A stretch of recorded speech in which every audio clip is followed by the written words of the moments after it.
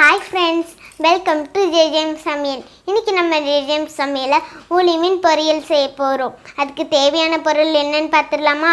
அதுக்கு முன்னாடி என்னோட சேனலை நீங்கள் சப்ஸ்கிரைப் பண்ணலைன்னா சப்ஸ்கிரைப் பண்ணிடுங்க. பக்கத்தில் இருக்கிற பெல் பட்டனையும் கிளிக் பண்ணிடுங்க. அப்போனா நான் போடுற ஒவ்வொரு வீடியோவும் உங்களுக்கு நோட்டிஃபிகேஷனில் வரும்.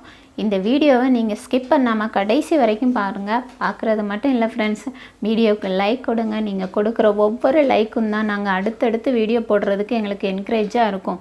இதை நீங்கள் மற்றவங்களுக்கும் ஷேர் பண்ணி எங்களுக்கு சப்போர்ட் பண்ணுங்கள். இது வரைக்கும் எங்கள் சேனலுக்கு சப்போர்ட் பண்ணிக்கிட்டு இருக்கிற எல்லா ஃப்ரெண்ட்ஸுக்கும் ரொம்ப ரொம்ப தேங்க்ஸ். இன்னும் சப்போர்ட் பண்ணுங்கள். வாங்க நம்ம வீடியோக்குள்ளே போகலாம்.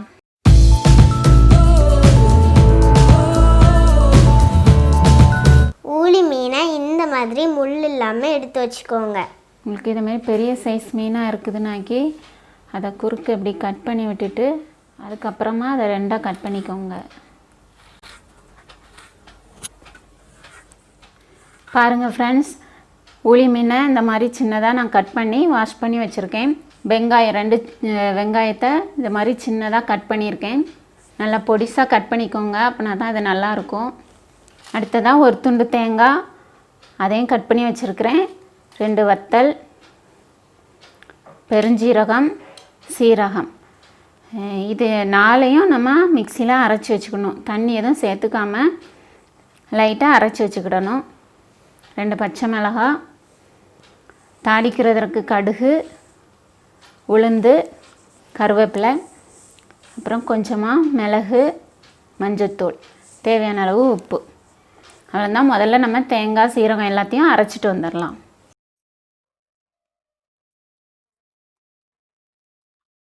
பாருங்கள் ஃப்ரெண்ட்ஸ், தேங்காய் எல்லாம் அரைச்சிட்டு வந்தாச்சு.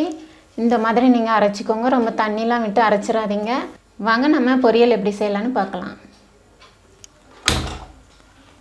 சூடானதும் நம்ம அதில் நல்லெண்ணெய் ஊற்றிக்கலாம். நம்ம மீனுக்கு எப்போவுமே நல்லெண்ணெயில் பண்ணால் தான் நல்லா டேஸ்ட்டாக இருக்கும். நாங்கள் எப்போவுமே மரச்செக்கு எண்ணெய் தான் யூஸ் பண்ணுவோம். அதான் நம்மளுக்கு உடம்புக்கும் நல்லதும் கூட.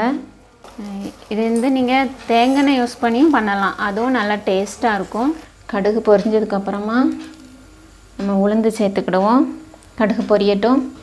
கடுகு பொரிஞ்சிடுச்சு. இப்போ நம்ம உளுந்து ஆட் பண்ணிக்கிடுவோம். அடுத்ததாக பச்சை மிளகாய், அடுத்ததாக நம்ம கட் பண்ணி வச்சுருக்கிற வெங்காயம் சேர்த்துட்டு நல்லா நம்ம வதக்கி விட்டுக்கிடணும். நல்லா ப்ரௌன் கலராக வரணும், அது வரைக்கும் நம்ம நல்லா வதக்கிக்கிடுவோம். அது கூட கருவேப்பிலையும் சேர்த்துக்கோங்க.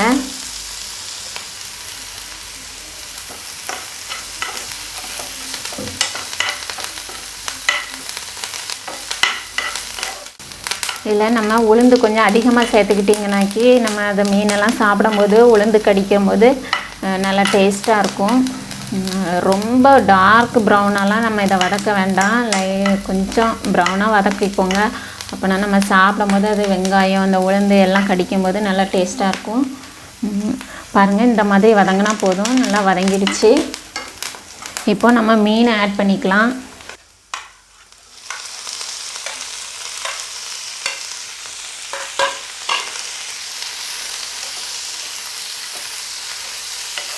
லைட்டாக அப்படி கிளறி விட்டுட்டு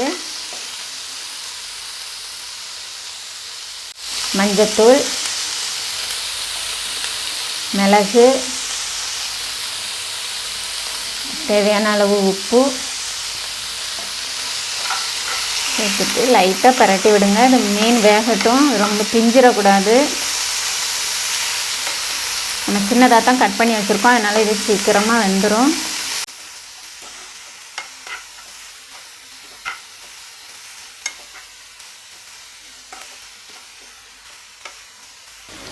இதை நம்ம இப்போ மூடி வச்சிடலாம். ஒரு 5 நிமிஷம் இந்த மீன் வேகிற வரைக்கும் மட்டும் இருக்கட்டும்.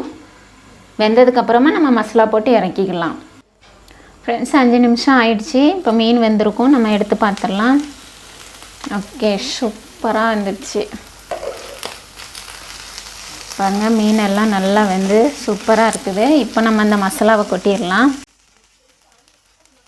சேர்த்துட்டு லைட்டாக நம்ம பரட்டி விட்டுக்கிடுவோம். ரொம்ப நேரம் நம்ம வைக்கணுன்ட்டு இல்லை, இதை நம்ம சீக்கிரமாக ரெடி பண்ணிடலாம்.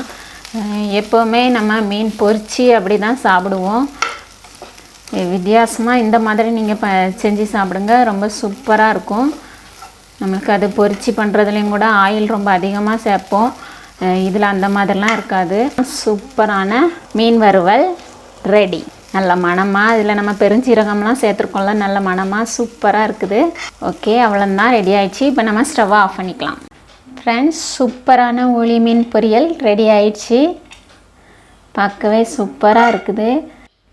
இந்த மீன் பொரியல் வந்து பருப்பு சாதத்துக்கு, சாம்பாருக்கு, ரசம் வச்சு சாப்பிட, இது எல்லாத்துக்குமே ரொம்ப சூப்பராக இருக்கும்.